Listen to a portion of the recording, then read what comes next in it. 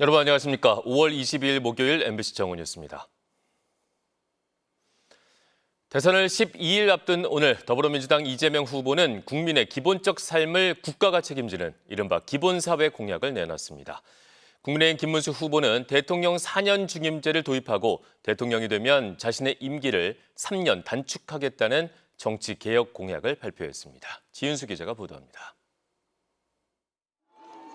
4일간 수도권에서 유권자 표심을 다진 더불어민주당 이재명 후보가 공식 선거운동 기간 처음으로 제주를 찾아 유권자들을 만났습니다.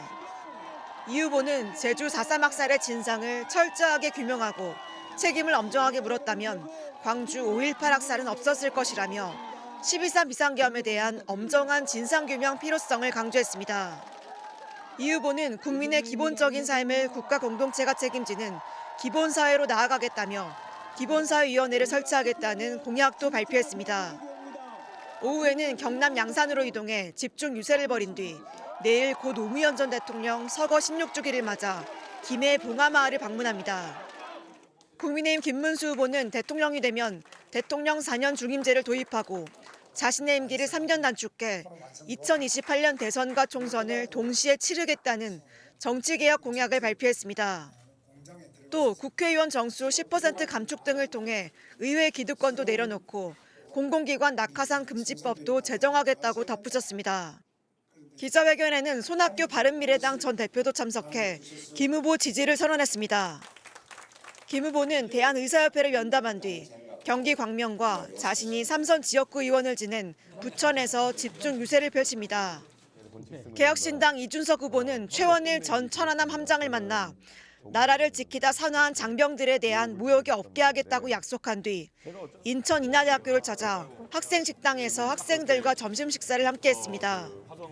민주노동당 권영국 후보는 급식연대, 농민단체, 또 비정규직 노동단체인 김용균 재단과 각각 정책 협약을 맺습니다. MBC 뉴스 지은수입니다. 통일교칙의 건진 법사에게 건넨 샤넬백이 김건희 여사에게 흘러갔다는 의혹을 수사 중인 검찰이 김 여사의 최측근인 수행비서 유모 씨에게 샤넬백이 전달된 사실을 확인했습니다. 전달된 샤넬백이 최소 2개 이상이고 웃돈을 얹어 다른 가방으로 교환한 정황도 포착이 됐는데 이런 사실이 드러나자 건진 법사는 가방 교환을 지시한 것은 자신이라고 주장한 것으로 알려졌습니다. 류현진 기자입니다. 윤석열 전 대통령 취임 한 달 뒤 고 노무현 전 대통령 묘역을 찾은 김건희 여사 뒤에 가방을 대신 들고 서 있는 여성이 보입니다. 유경옥 당시 대통령실 행정관입니다. 유 씨는 코바나 컨텐츠 직원으로 일하다 대통령실까지 채용된 김 여사 최측근입니다. 검찰은 통일교 측에서 건진 법사를 통해 김건희 여사에게 전달하려고 한 샤넬백이 최측근 유 씨에게 전달된 사실을 확인했습니다. 윤영호 통일교 전 본부장은 처가 측을 통해 지난 2022년 4월과 7월 두 차례 샤넬백을 구입한 것으로 전해졌습니다. 최소 2개 이상의 샤넬백이 건진법사 전 씨를 통해 유 씨에게 전달됐고 유 씨는 가방 2개를 모두 웃돈을 얹어 다른 제품들로 바꾼 것으로 알려졌습니다. 검찰은 앞서 윤 전 대통령 부부 자택인 아크로비스타와 유 씨 등 수행비서 집, 샤넬 코리아 본사를 압수수색하는 과정에서 샤넬백 구매 이력과 일련 번호들을 확인하고 역추적해 이 같은 사실을 확인한 것으로 전해졌습니다. 유 씨는 지난 2022년 김건희 여사가 최재형 목사로부터 디올백을 받은 현장에도 있었습니다. 그때 그 사무실 안에 다 있었고 명품백 받은 거에 대해서는 어떻게 했습니까? 명품백을 받을 때는 유비서, 정비서만 있었습니다. 그리고 받게 된 검찰 조사에서는 김 여사가 가방을 돌려주라 했는데 본인이 깜빡했다고 진술하기도 했습니다. 이번에도 김건희 여사 측은 김 여사 본인은 샤넬백을 받은 적이 없다고 부인하고 있습니다. 유 씨가 샤넬백을 받고 교환까지 나선 건 코바나 컨텐츠 고문이었던 건진 법사와 예전부터 알고 지내 심부름을 해준 거라고 했습니다. 건진 법사도 유경옥 씨에게 가방이 전달된 게 드러나자 가방 교환은 본인이 지시한 거라고 주장하는 걸로 알려졌습니다. 웃돈도 자신이 치렀는데 그리고 나선 잃어버렸다는 겁니다. 영부인의 비서인 공직자가 민간인인 건진 법사의 심부름을 그것도 보고도 없이 했다는 해명입니다. 검찰은 통일교 측 선물이 건네진 이후인 2023년 1월 건진 법사와 김건희 여사 간 통화 기록도 확보한 걸로 전해졌습니다. 검찰은 김 여사로 향하는 검찰 수사를 차단하기 위한 말맞추기일 가능성이 있다고 보고 유 씨에 대한 체포영장 청구도 검토 중입니다. MBC 뉴스 류현준입니다. 윤석열 전 대통령의 내란 혐의 사건 재판장인 지규현 서울중앙지법 부장판사의 술 접대 의혹과 관련해 경찰과 관할 구청이 현장 점검을 위해 해당 주점을 방문했지만 문이 닫혀 있어 점검에는 실패했습니다.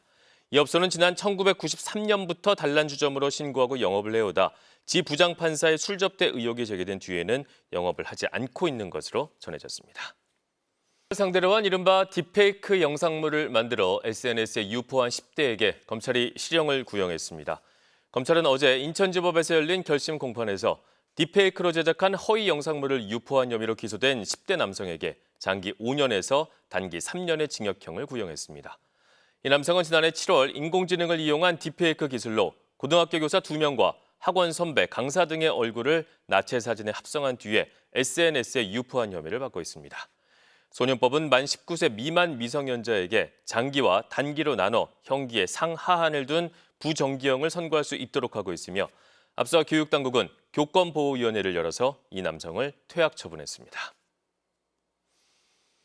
가상자산 등을 이용해 수백억 원을 러시아로 불법 송금한 러시아 국적 환전상이 세관 당국의 덜미를 잡혔습니다.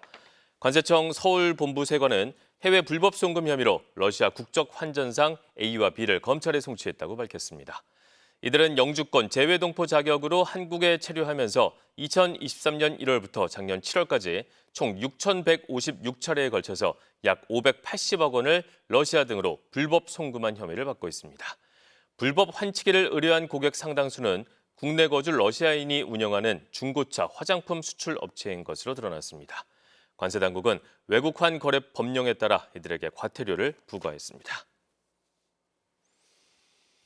카타르에서 제공한 호화 항공기가 뇌물 아니냐는 논란이 있음에도 불구하고 미국 국방부는 해당 항공기를 인수했다고 밝혔습니다.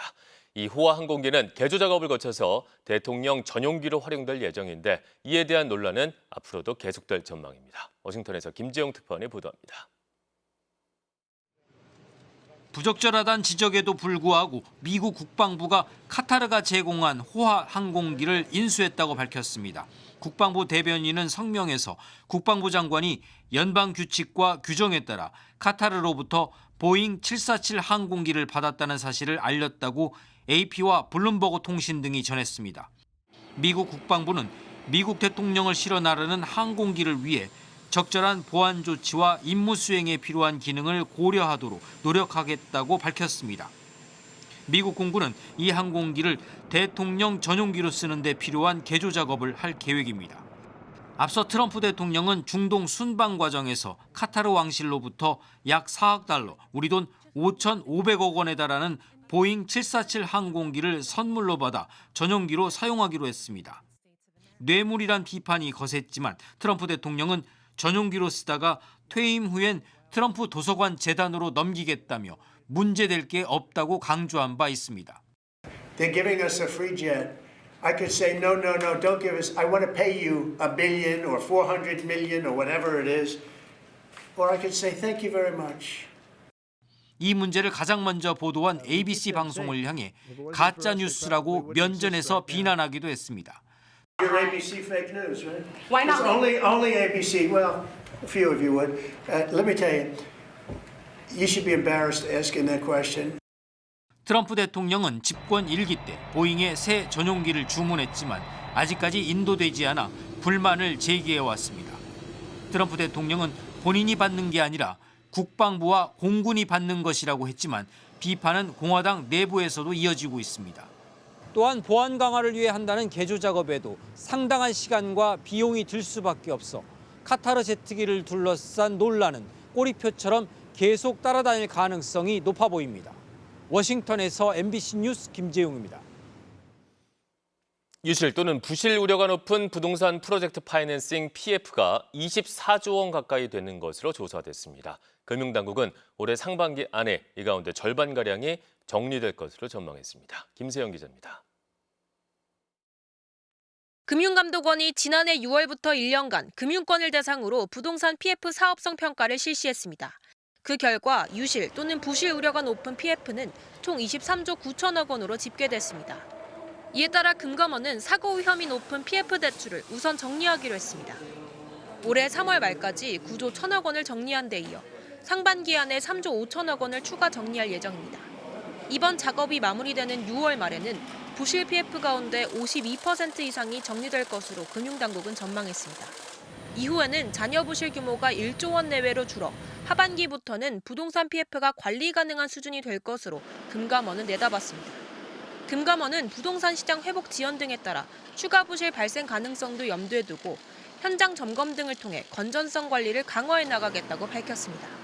앞서 부동산 PF 대출은 2020년 92조 원에서 2022년 130조 원으로 크게 늘었는데 이후 금리 상승과 고환율 등 대내외 여건이 악화되면서 부실 우려가 제기되었습니다. MBC 뉴스 김세영입니다. 서울의 연립 다세대 주택 실거래 가격이 2년 9개월 만에 가장 큰 폭으로 상승했습니다. 한국부동산원에 따르면 지난 3월 서울의 연립 다세대 주택 매매 실거래 가격 지수는 전월보다 2.05% 오르며 3개월 연속 상승세를 이어갔습니다. 전월 대비 3월 상승폭은 2022년 6월 이후 가장 높았습니다. 같은 기간 서울 연립 다세대 주택 실거래 가격 지수는 143.7로 2022년 8월 수준까지 높아졌으며 거래량 역시 3,024건으로 1년 전보다 31.3% 증가했습니다. 올해 서울 아파트값 상승이 이어지면서 가격 부담이 커지자 연립 다세대 주택이 대체제로 부각되고 있는 것으로 분석되고 있습니다. 가상화폐 비트코인이 사상 최초로 11만 달러를 돌파했습니다. 미국 가상화폐 거래소 코인베이스에 따르면 미 동부 시간 21일 오후 7시 25분 기준으로 비트코인은 한 개당 11만 774.26달러를 기록하며 4개월 만에 사상 최고가를 갈아치웠습니다. 달러 약세 분위기 속에 비트코인이 상대적 안전자산이란 인식이 강해졌고 최근 미 상원에서 스테이블 코인 관련 법안이 통과되는 등 가상화폐 제도가 정비되면서 비트코인으로 자금이 쏠리고 있다는 분석이 나오고 있습니다. 북한이 김정은 국무위원장이 지켜보는 앞에서 새로 건조한 5,000톤급 구축함 진수식을 열었지만 함정이 크게 파손되는 사고가 일어났습니다. 북한 조선중앙통신은 어제 청신조선소에서 열린 구축함 진수 과정에서 대차 이동의 평행성을 보장하지 못한 결과 한미 부분의 진수 썰매가 먼저 이탈돼 구축함의 균형이 파괴되었으며 함수 부분이 선대에서 이탈되지 못하면서 파손되는 엄중한 사고가 발생했다고 보도했습니다. 이 사고의 전 과정을 지켜본 김 위원장은 순수 부주의와 무책임성, 비과학적인 경험주의로 인해 일어난 도저히 있을 수도 없고 용납할 수도 없는 심각한 중대 사고이며 범죄적 행위로 평가했다고 통신은 전했습니다. 이어서 이 시각 증권 시황 그리고 날씨 소식 알아보겠습니다. 삼성증권입니다. 미국의 금융시장 불안이 이어지면서 외국인과 기관의 매도세가 강화됐고 국내 증시가 낙폭을 키웠습니다. 코스피, 코스닥 모두 1%가량의 하락세를 기록하며 코스피 지수의 2600선도 붕괴됐습니다. 또한 코스피 시장에선 섬유, 의료 정밀기기, 전기가스와 운송창고 등 4개를 제외한 모든 업종이 하락세입니다. 이 시각 현재 코스피 지수는 34.21포인트 하락한 2,591.37포인트로 코스닥은 7.66포인트 하락한 715.96포인트로 움직이고 있습니다. 투자 주체별 매매 동향을 보면 양시장에서 개인만 순매수 우위를 보이고 있습니다. 시총 상위 종목 대부분이 하락세입니다. 대형 반도체주가 낙폭을 키웠고 2차 전지주, 방산주, 조선주 대체로 다 하락합니다. 인적 분할을 발표하며 강세 출발했던 삼성바이오로직스도 하락 전환했고 삼성바이오로직스의 최대 주주로 지분 가치가 높아질 것이란 기대감에 급등했던 삼성물산도 상승폭을 반납했습니다. 반면 중화권과 태국에서 코로나19가 확산하며 코로나 관련주가 강세입니다. 이 시각 현재 중국과 일본 증시도 내림세를 나타내고 있습니다. 지금까지 삼성증권이었습니다. 오늘 아침 출근길에는 날이 잔뜩 흐렸는데요. 조금 전 서울의 모습을 보시면 그래도 낮이 되면서 구름이 조금씩 걷히고 있습니다.